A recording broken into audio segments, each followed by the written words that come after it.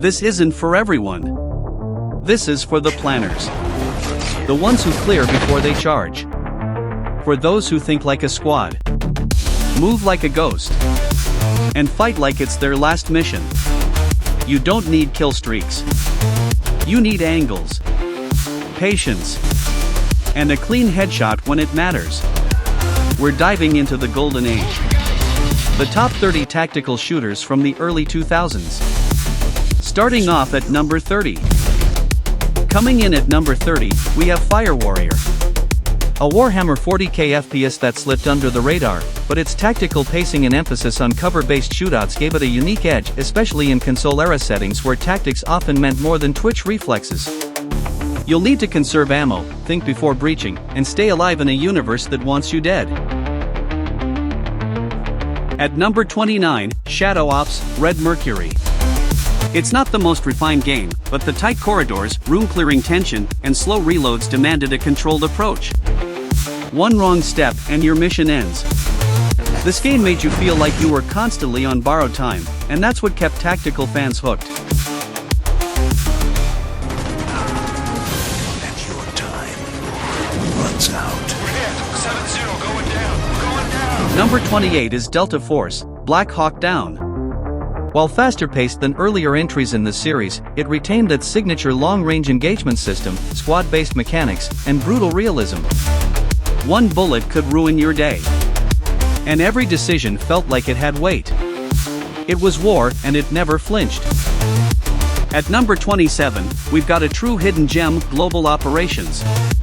Released as a spiritual successor to Counter-Strike but built with far more class depth, loadout control, and tactical flexibility. With roles like Demolitions, Medic, Heavy Gunner, this game made you think like a team, not a solo hero.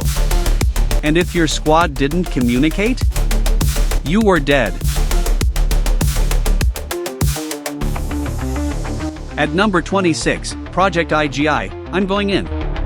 This wasn't just another shooter, it was a cold, methodical infiltration simulator. No save mid-mission. No hand-holding. You had to plan everything. You'd crawl through valleys, bypass cameras, steal keycards, and pray your silencer held up. Every mission felt like real espionage.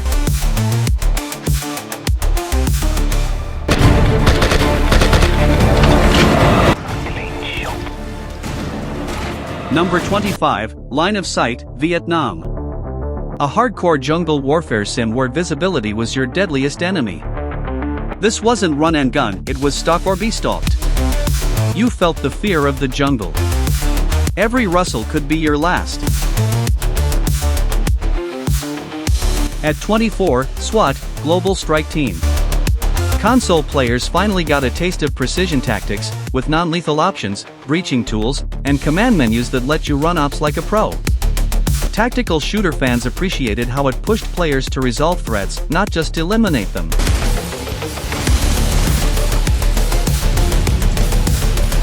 Number 23, Deadly Dozen, Pacific Theater. Squad-based World War II tactics with the brutal edge of permadeath and open-ended levels. You chose your team, planned your approach, and hoped your machine gunner didn't get picked off before the beach was clear. At 22, Conflict, Desert Storm.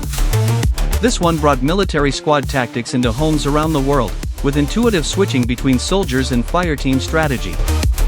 Every mission forced coordination, you couldn't just go lone wolf. Tactical placement was the difference between extraction and body bag.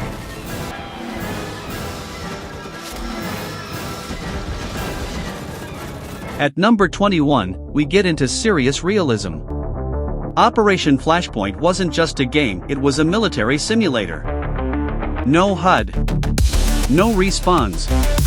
Just a radio, a rifle, and a war that didn't wait for you to figure it out. Every decision felt real. Cracking into the top 20, Hidden and Dangerous 2. A brilliant World War II tactical shooter that let you plan your ops, issue squad commands, and even parachute behind enemy lines. It gave you full control loadouts, stealth approach, coordinated fire. This was the thinking soldier's wargame. At number 19, we step into the murky danger of Viet Cong. This one wasn't about flashy firefights, it was tension in the trees, death in the silence. Your squad mattered. Your medics mattered. You learned to respect the jungle or it buried you.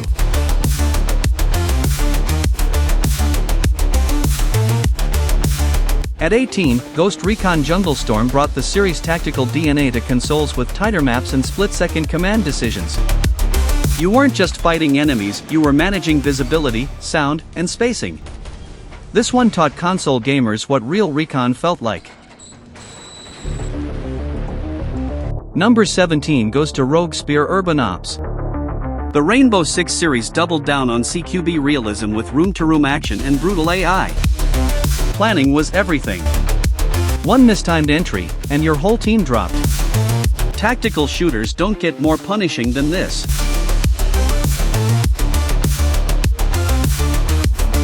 At 16, Task Force Dagger dropped you behind enemy lines with only your skill, map reading, and nerve to rely on. Built on the Novalogic engine, it gave you vast landscapes, special forces realism, and freedom of approach. This was sandbox tactics, before that even became a term. Number 15, SOCOM 3. Bigger maps, new vehicles, refined squad control, it marked a major leap for tactical realism on console. It wasn't just about killing targets, it was about completing objectives without losing your brothers. A real SEAL team fantasy.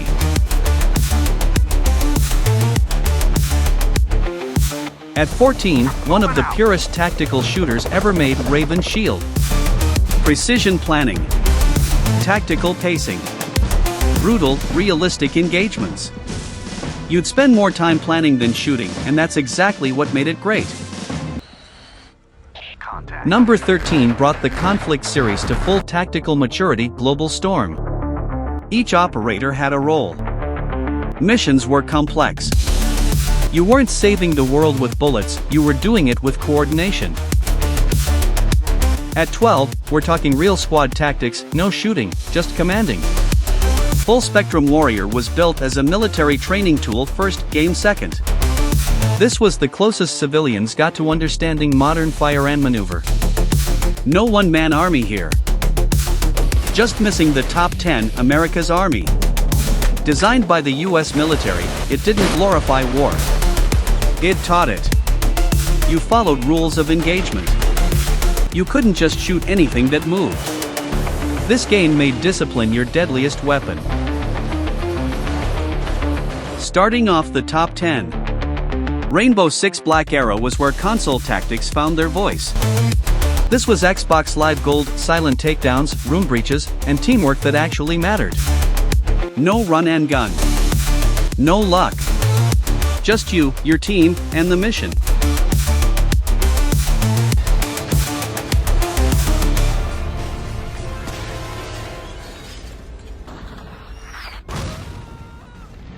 At number 9, Earned in Blood gave war a soul and strategy its weight. You didn't just play a soldier, you commanded one. Every loss hurt. Every victory earned. Real cover. Real suppress and flank tactics. This was war with thought. Number 8 isn't just a game, it's a revolution.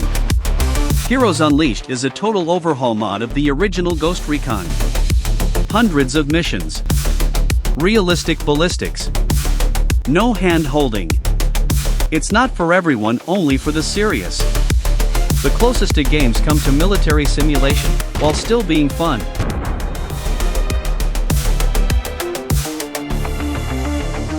And here's where it all started. Ghost Recon in 2001, the moment tactical shooters stepped into open terrain. It forced you to think in 3D space. Enemies flanked. You adapted. You weren't a superhero, you were a ghost. At 6, Arma, Armed Assault. This wasn't a shooter, it was a training ground. Maps miles wide. Permadeath. You coordinated airstrikes and infantry like it was real life, because it felt like real life. At 5, the Tactical Blueprint. Raven Shield with mods is pure tactical immersion. Plan your op, execute with precision.